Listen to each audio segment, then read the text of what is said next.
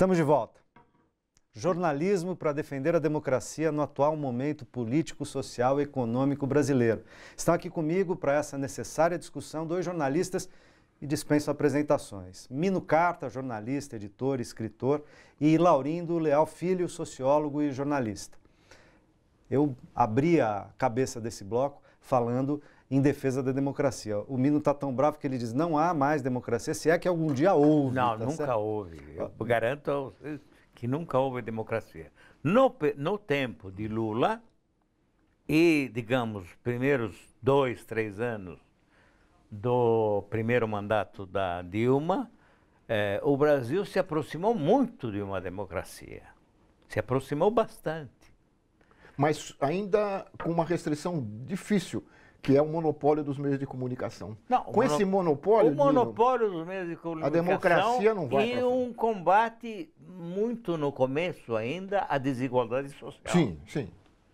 A gente teve, na verdade, embora os dados da época do presidente Lula, sobretudo, e dos primeiros anos da presidenta Dilma, você tem dados de diminuição da desigualdade no Brasil proporcionalmente maiores do que houve na Alemanha pós-guerra, na Europa pós-guerra. Não, mas sem dúvida. Dizer, foram dados muito expressivos. Estamos falando de países muito diferentes. Sem dúvida. Porque a Alemanha é um país extremamente culto, com uma tradição de cultura antiquíssima. Enfim, então você conta com uma população preparada, digamos assim. Mas sem contar outra falácia perpetrada nesse nosso Brasil. A falácia de acreditar que existe uma classe média. Não existe classe média no Brasil. Existe uma minoria privilegiada, secundada por muitos que gostariam de chegar a viver dentro dessa minoria privilegiada sem qualquer compromisso político.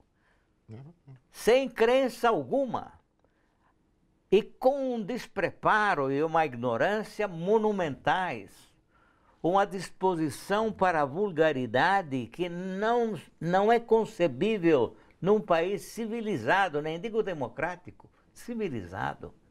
A capa da Veja, com o retrato de Marisa, é algo inimaginável num país civilizado. A campanha das lojas Marisa, por ocasião do Dia das Mães, é outra coisa que não existe.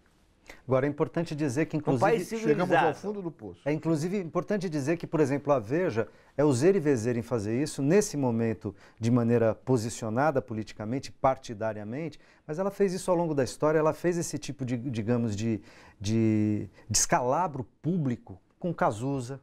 Sim. É verdade. Não é? Quer dizer, essa coisa do escárnio das pessoas, como fez com Marisa Letícia, com Dona Marisa agora, fez com Cazuza. Isso, de algum modo, fez parte, a partir de um certo momento da Veja, que ela abraça um certo tipo de comunicação, no mínimo, duvidoso do ponto de vista de uma tentativa de fazer mídia honesta, para usar a expressão que você usou, né? É isso. E Lalo, de todo modo, isso que o Mino está dizendo, mas a gente teve... O Mino fala uma coisa que me parece relevante, dizer, olha, a gente teve no Brasil uma modificação em termos de desigualdade, era muito mais desigual, muito mais do que os países da Europa, no pós-guerra, na República de Weimar, por exemplo, né? No entre-guerras, depois no pós-guerra. Mas você tem aqui uma mudança nos períodos Lula e Dilma, em termos de distribuição de renda, políticas sociais e tal, que elas são proporcionalmente maiores do que o que houve na Europa. No entanto, para uma população que não incorpora isso como direito de fato e não luta por isso, né? Quer dizer, ela não defende isso como dela. Tanto é que quando a gente, imediatamente as nossas instituições foram fragilizadas com o que aconteceu com a presidenta Dilma, você jogando 55 milhões de votos no lixo, né? Parece que tudo aquilo que havia avançado retrocedeu muito rapidamente, né? Se desfez muito rapidamente, né? Sem dúvida. Não, e essa ascensão, né? E não é só a econômica, mas também a ascensão à escola, quer dizer, a universidade, né? Com quantas milhares de famílias que tiveram nesse período o primeiro integrante da família a chegar a um curso superior. tudo isso, mas isso não foi articulado com a ideia de que havia um Estado, havia um governo propiciando essa ascensão. E isso, eu acho que essa questão cultural, ela não foi trabalhada e política, cultural e política, não foi trabalhada com maior atenção e cuidado por esses governos. E aí, o que você vê hoje são jovens dizendo, bom, eu cheguei à universidade pelos meus méritos. Né? Porque Deus quis. Enfim. Um avanço das igrejas, que foram, inclusive, muito apoiadas pelo governo Lula. Mas é por isso que eu sustento que a esquerda não existe. Entende? Por quê? Porque se existisse, ela teria usado os argumentos certos. Ela teria se esforçado, ao longo, além de tudo, das décadas, teria se esforçado para politizar o povo de alguma forma. Para conscientizar o povo, como se dizia quando eu era jovem. Isso não foi feito. Não aconteceu. Então, por isso que eu digo, cadê a esquerda? Eu tive oportunidade, Mina, eu tive oportunidade de acompanhar por dentro o surgimento e o enraizamento do Partido dos Trabalhadores. Na década, Mino também, na década de, mais do que eu até, na década de 80, você via o enraizamento do partido nas periferias, com a presença muito forte da igreja progressista. Sem dúvida. Esse espaço foi deixado, e como na política não há espaço vazio, ele foi ocupado pelas seitas religiosas que fazem que tem esse discurso da meritocracia, que tem esse discurso da prosperidade, do individualismo, do consumismo como valor. Eles ocuparam o espaço deixado pelo Partido dos Trabalhadores, pela esquerda. Inclusive ganharam várias concessões de meios de comunicação. Além disso, né? Não só, aliás, é outra jabuticaba. É outra jabuticaba.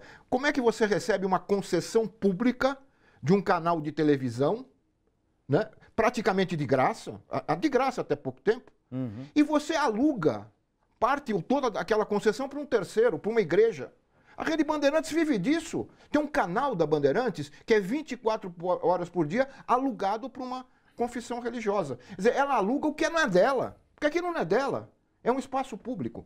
E as pessoas não sabem disso, Mino, porque elas se informam pela televisão. As pesquisas mostram. Apesar da importância do papel, que eu concordo plenamente, mas no Brasil não é, a maioria absoluta da população se informa pela televisão. E, obviamente, a televisão não conta, que ela não é dona do espaço, ela é uma simples concessionária. É por isso que a Globo é dona do país.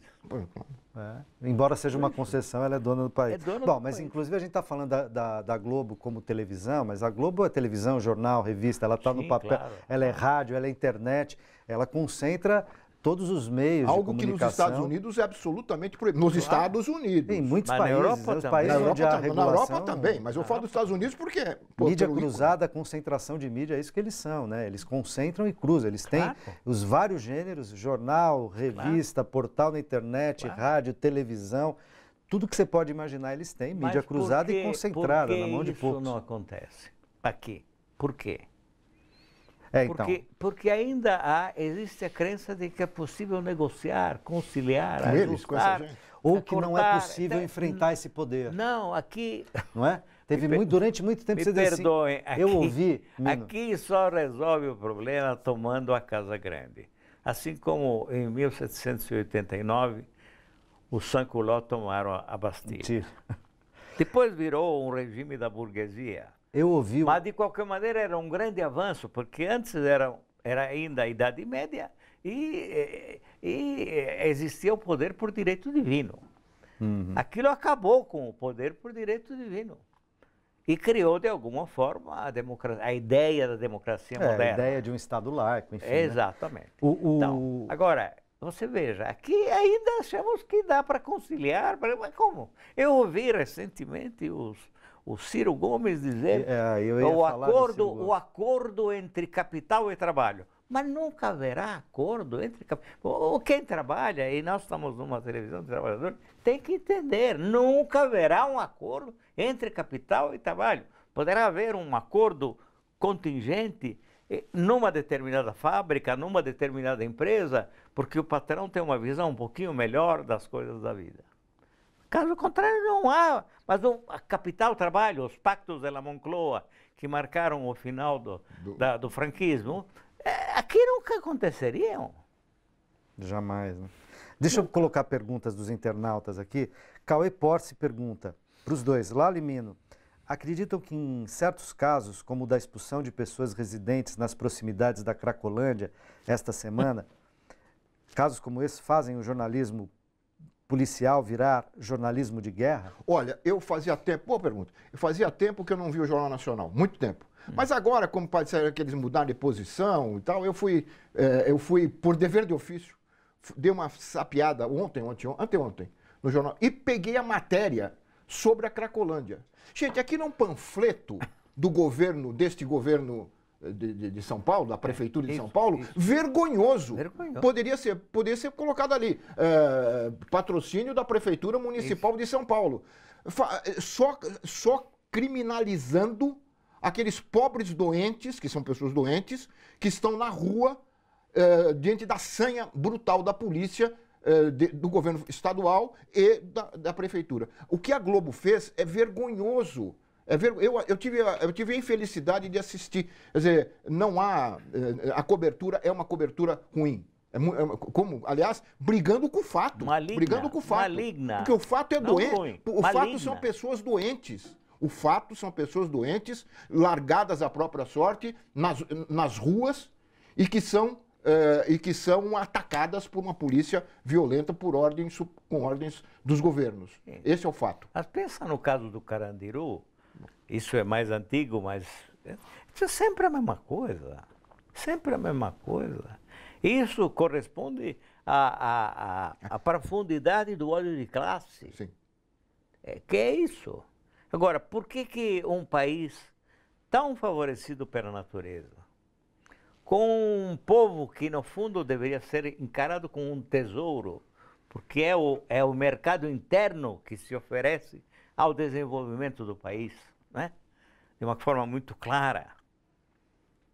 Por que um país dessa qualidade, dessa riqueza, sem tamanho, não é um paraíso terrestre? Mas é tão simples, porque existe a Casa Grande e porque existe a senzala. Porque o tempo da escravidão não acabou. Ô, Cauê. Essa matéria da Globo, eu queria dizer, é a porta-voz da Casa Grande. Então, a Casa Grande diante daqueles pobres que estavam na senzala. Isso. Aquilo é uma senzala. É claro que é uma Aquilo senzala. é uma senzala. Bom, Cauê, por isso toda a favela é uma senzala. Imagine. O Mino e o Lalo estão respondendo que sim, né? O jornalismo, para certas matérias ao menos, virou jornalismo de guerra, definitivamente, né? O Carlos Júnior pergunta, mais do que democratizar, o que os veículos de comunicação devem fazer para superar as suas crises financeiras, que atingem os grandes e, sobretudo, os pequenos? Lalo. O Mino tá bravo e tem falado disso também. Vou deixar ele para depois, senão se ele pegar a fala agora não vai parar mais. Não, mas eu acho que o Mino vive esse problema no cotidiano. Ele acabou de falar aqui publicamente. Eu não sei, é uma crise geral, né? E repito, eu não entendo como os sindicatos na Argentina sustentam o Página 12, que é um pouco a Carta Capital.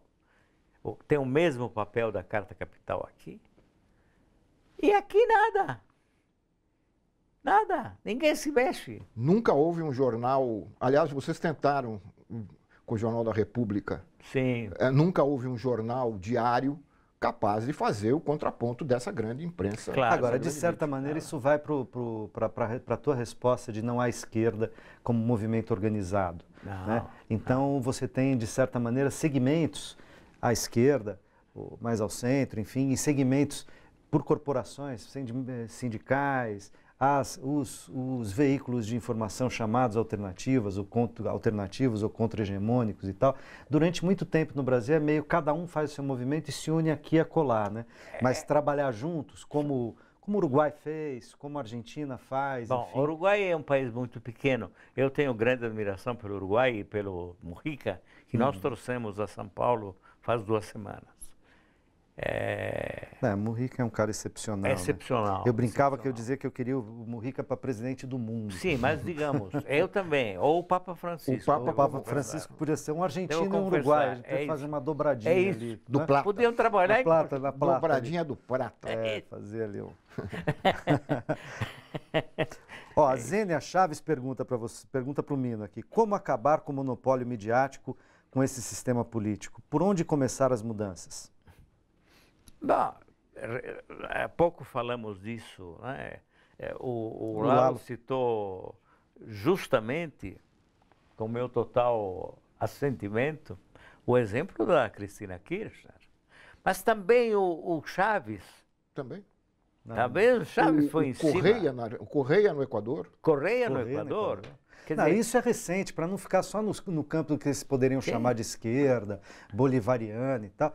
Isso existe nos Estados Unidos, isso existe na Grã-Bretanha, isso existe na França. Quer dizer, não estamos falando só de países latino-americanos, estamos falando de que regulação da mídia é algo civilizatório. Não é possível que uma empresa ou duas tenham o tamanho desse poder e possam depor presidente, manipular juiz, comprar deputado. E fornecer uma versão hedionda, falsa, até o fundo da alma, como se fosse verdade factual.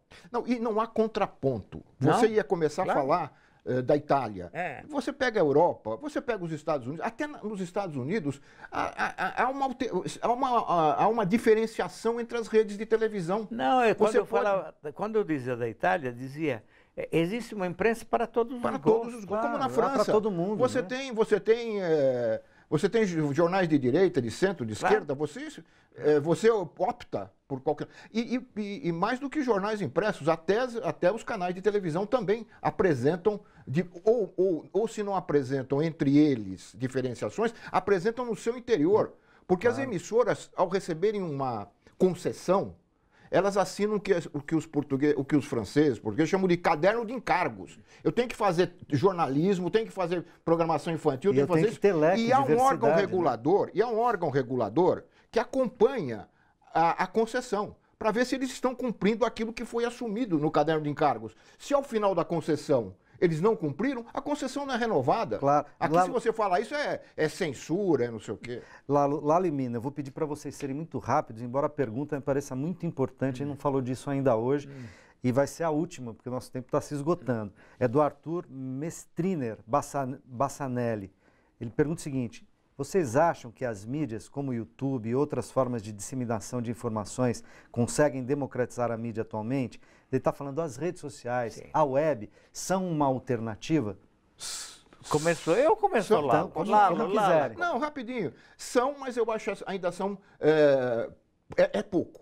Elas existem, mas você tem, segundo alguns dados, 50%, não chega a 50% o número da população que tem acesso à internet. Então você tem uma maioria absoluta da sociedade que ainda se informa pela Rede Globo. Claro. As pesquisas mostram isso.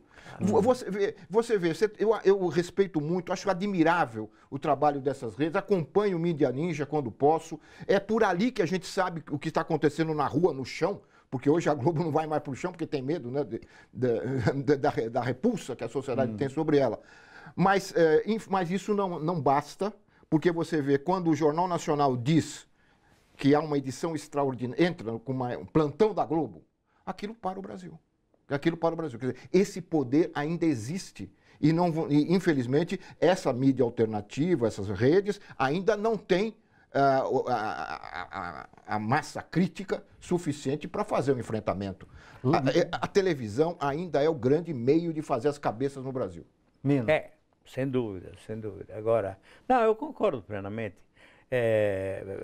O importante, além de tudo, a meu ver, quando eu defendo o fato de que deveria haver uma clara compreensão em relação ao trabalho de Carta Capital, o que é importante é distinguir entre quem faz jornalismo e quem é militante.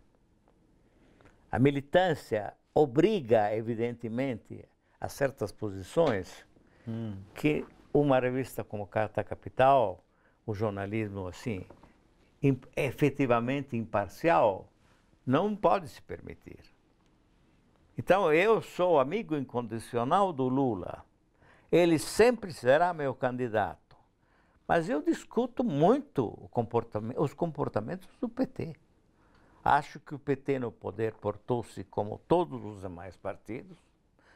Acho que a ideia da conciliação é uma ideia completamente errada. Há pouco tempo, o Temer deu uma entrevista à Folha para dizer que o impeachment nasceu de um momento de profunda irritação do coitadinho do Eduardo Cunha. Ninguém falou nada. Ninguém abriu a boca. O PT... Era para acabar com o impeachment. É lógico, o PT tem que chegar lá e as pedaladas, onde estão? Chamemos imediatamente de volta a dona Dilma. Tinha que fazer um barraco. Eu acho que durante todo o complô urdido contra Dilma e contra o PT e contra o Lula, porque o Sérgio Moro está a serviço de isso tudo, evidentemente. Então, o PT portou-se da maneira mais tíbia que eu possa imaginar. Uma coisa lamentável. Ninguém berrou mesmo. Ninguém disse nada. Gente, é terrível. Para mim causa grande tristeza. Porque, repito, eu sou amigo do Lula há 40 anos. Estou com ele há 40 anos. E a minha amizade é incondicional. Mas nós somos capazes de fazer um certo tipo de críticas que, evidentemente, são mais difíceis quando existe a militância. Militância tolhe, eu acho. Claro. Mino, Lalo, infelizmente o nosso tempo acabou. Podia continuar ouvindo vocês aqui por muito tempo. Queria agradecer muitíssimo a presença de vocês aqui na TVT e agradecer também a você que nos acompanhou até aqui. Eu queria dizer, antes de encerrar, o seguinte, vou dizer para o Mino no momento que ele não pode mais me retrucar, tá certo? Que é o seguinte, eu aqui tenho um pensador francês, um filósofo francês que dizia, tem um livro inclusive que chama Diferença e Repetição, onde ele diz que certas repetições ajudam a produzir a diferença. Eu queria dizer, como assinante, leitor da Carta Capital, que eu gostaria de logo, logo voltar a ler os editoriais, os artigos do Mino na Carta Capital, porque ele diz, estou cansado de me repetir, eu digo, a diferença, a repetição do Mino faz muita diferença. A gente se encontra na próxima quinta ou a qualquer momento pela internet. Um forte abraço.